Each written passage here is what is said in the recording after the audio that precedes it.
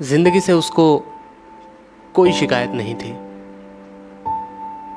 उसकी स्टोरी में ना हैप्पी एंडिंग थी, ना ही उसकी लाइफ में इतना गम आया था कि वो दर्द उसकी लाइफ को किसी अंजाम तक पहुंचा देता। जैसा कि अक्सर फिल्मों में होता है कि जिस वजह से वो कहीं किसी अनजान सफ़र का राही बन जाता है और निकल पड़ता है। वो कभी कभी प्रैक्टिकली भी सोचने लगता और खुद से ही कहता कि बेटा ये सब शायरी में सुनने और कहानी में जीने में ही अच्छा लगता है, पर खुद उसका हिस्सा बनना कुछ और ही बात है।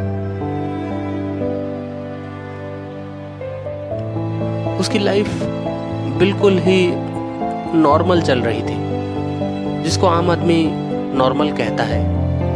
अच्छे घर, अच्छे संस्कार, अच्छे विचार और अच्छे पेरेंट्स, और क्या चाहिए था उसको। फिर उसके जाने के बाद घर का क्या होगा, वो ये सब कर पाएगा कि नहीं, ये सब उसके दिमाग में चलता रहता था। यूँ तो कहने को जिम्मेदारियां तो थी बहुत उसके ऊपर, पर वो अपने रेस्पॉन्सिबिलिटी और अपनी आवारगी के बीच फंसा हुआ था, जैसे कोई कीड़ा किसी मकड़ी के जाल में होता है। Middle class mind. उसको दोनों का ही अर्थ मालूम नहीं था। उसको हमेशा लगता था कि वो अपनी जिंदगी में क्रांति लाएगा और इन सब चक्करों से निकलेगा। बस उसे एक मोटिवेशन की तलाश थी। आकाश अपनी पूरी जिंदगी के ऊपर गौर फरमाया। उसने पाया कि उसकी तो कोई प्रेमिका नहीं है जिसने उसे कभी धोखा दिया हो, या कोई ऐसा इंसान जो उसकी ज़िंदगी से चला गया हो हमेशा के लिए। इनफैक्ट इस दुनिया से भी। यूं तो आधार कार्ड था उसके पास, बस जीने का आधार नहीं था। वो कभी कभी सोचता था काश कोई उसे धोखा देके चला जाता, फिर वो धोखा खाकर एक बड़ा अमीर आदमी बन जाता मेहनत करके, जैसा कि लोग करते हैं और जैसा कि पिक्चरों में दिखाते हैं। या तो एक राइटर बन गया होता, या तो कोई रॉकस्टार ही बन जाता जिसके पीछे दुनिया दीवानी हो, या माँ बाप कोई नहीं और वो अनाथ होता। पर उसके तो माँ बाप अभी जिंदा थे और उसको अच्छे खासे पॉकेट मनी भी दे रहे थे और टाइम पे भी दे रहे थे, तो वो शिकायत करे तो किस बात की। या कुछ ऐसा हो जाता कि सबके नफरत का शिकार हो जाता, पर उसको इसकी भी कोई वजह नहीं मिली। बाद में ये भी नाटक ही लगा, क्योंकि ये भी उसको झूठी लगी। या तो वो ऐसा सोचता, या कुछ ऐसा हो जाता कि सबके नफरत का शिकार हो जाता, पर उसको इसकी भी कोई वजह नहीं मिली।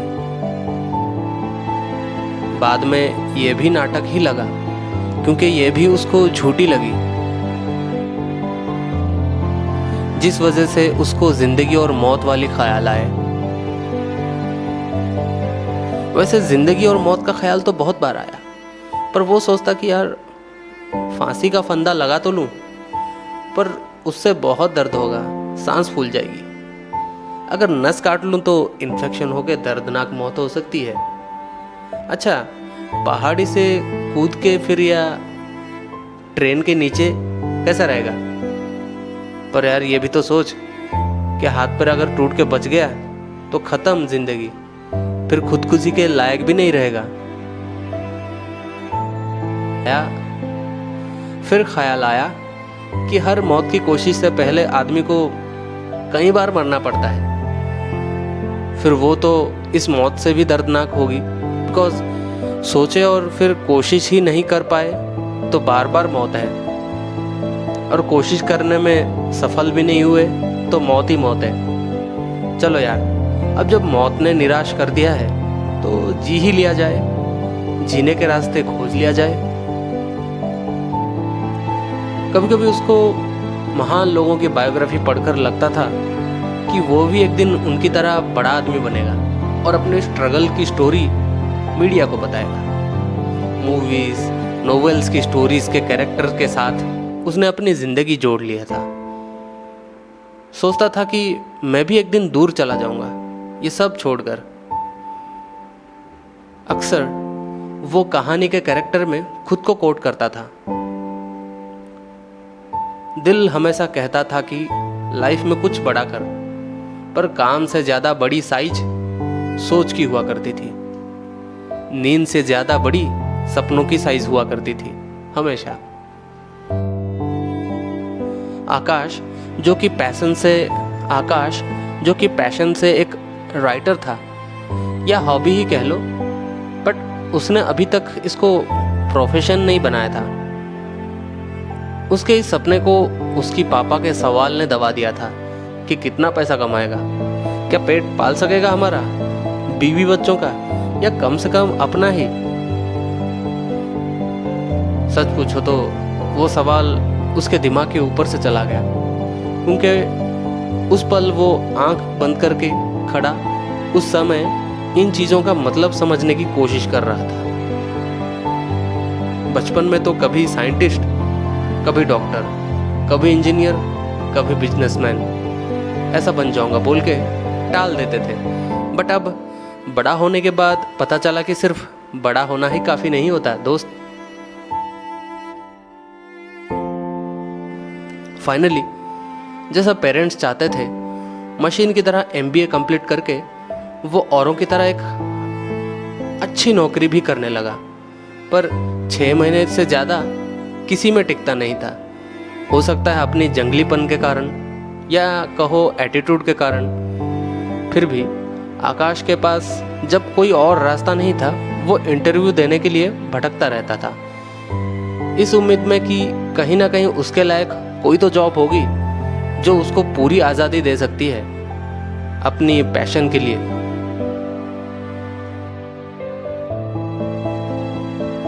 यह आकाश की 20वीं इंटरव्यू थी। उसका टर्न आया और वो इंटरव्यू रूम में गया। इंटरव्यूअर ने पूछा, hey good morning, how are you. Akash किसी और ही दुनिया में खोया हुआ था। उसने जवाब दिया कि बहुत ही बुरी हालत में हूँ, कुछ सही नहीं चल रहा है, ऐसा लग रहा है जैसे कि लाइफ में कुछ missing. Interviewer, okay enough, let's come to the point. उफ, sorry sir, please allow me. ऐसा आकाश कह के चुप हो गया। Interviewer, tell me about yourself. Akash, hi, myself Akash, age 27, MBA finance etcetera फलाना फलाना। तमाम सवाल जवाबों के बीच आकाश को घुटन महसूस होने लगी थी। इंटरव्यूअर के सवाल के साथ हिलते हुए मुंह को देखकर उसे चिड़ियाघर में बंद उन भूखे दहाड़ते हुए जानवरों की याद आ रही थी। उसे लगता कि what I am doing here, do I deserve this.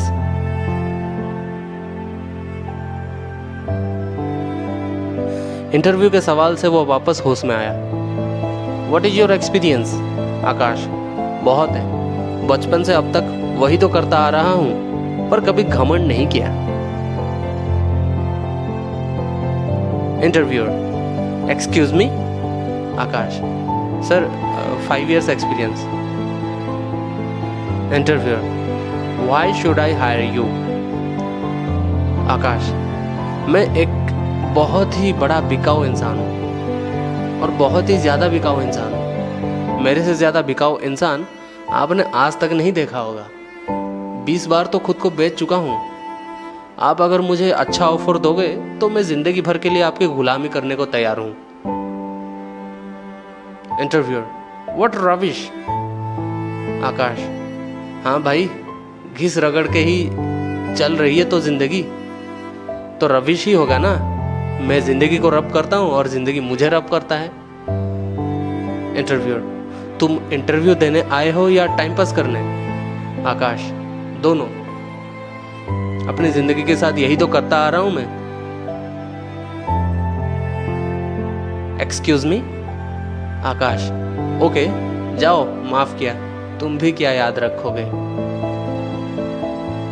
Interviewer, security security please take him out of this room. Akash, security please take him out of this room. Interviewer, get lost. Akash, I am already. जोर जोर से security ने आकाश को घसीटते हुए बाहर लेके गया। आकाश जोर जोर से खिलखिलाकर हंसता हुआ वहां से चला गया।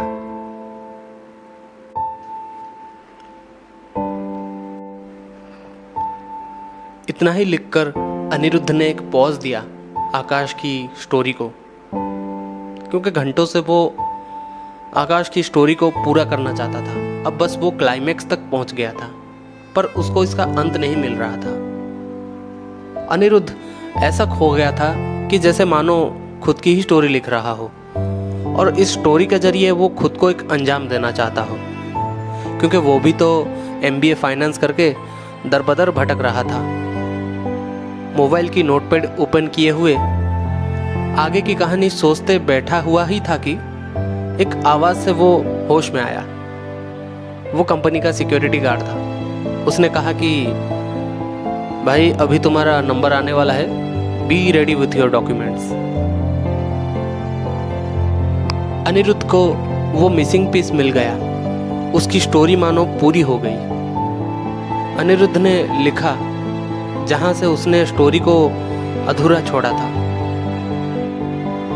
कहानी आकाश को धक्के मार के निकाल दिया गया। ये बात आकाश इंटरव्यू के लाइन में बैठा हुआ सोच ही रहा था, और जैसे ही मानो वो एक सपने से जागा, आसपास की शोर से और खुद पर ही हंसने लगा था। तभी सिक्योरिटी गार्ड ने आकर कहा कि भाई अभी तुम्हारा नंबर आने वाला है, be ready with your documents.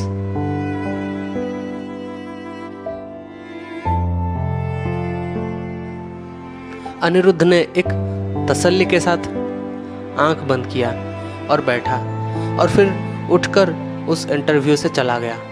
एक ही सांस में बाहर भागा, मानो कि उसको अपने आजू बाजू दिखाई नहीं दे रही थी, ना ही उसको सिक्योरिटी की आवाज़ सुनाई दे रही थी जो बुला रहा है इंटरव्यू का टर्न आने पर। अनिरुद्ध के द्वारा लिखा गया वो आकाश की कहानी अब कंप्लीट हो गई। पर उसने वो कहानी कभी नहीं छापी। अनिरुद्ध का मानना है कि शायद वो इस कहानी को छाप देता तो वो आज एक राइटर ही बनकर रह जाता, कभी मार्केट में एक टॉप बुक पब्लिशर नहीं हो पाता।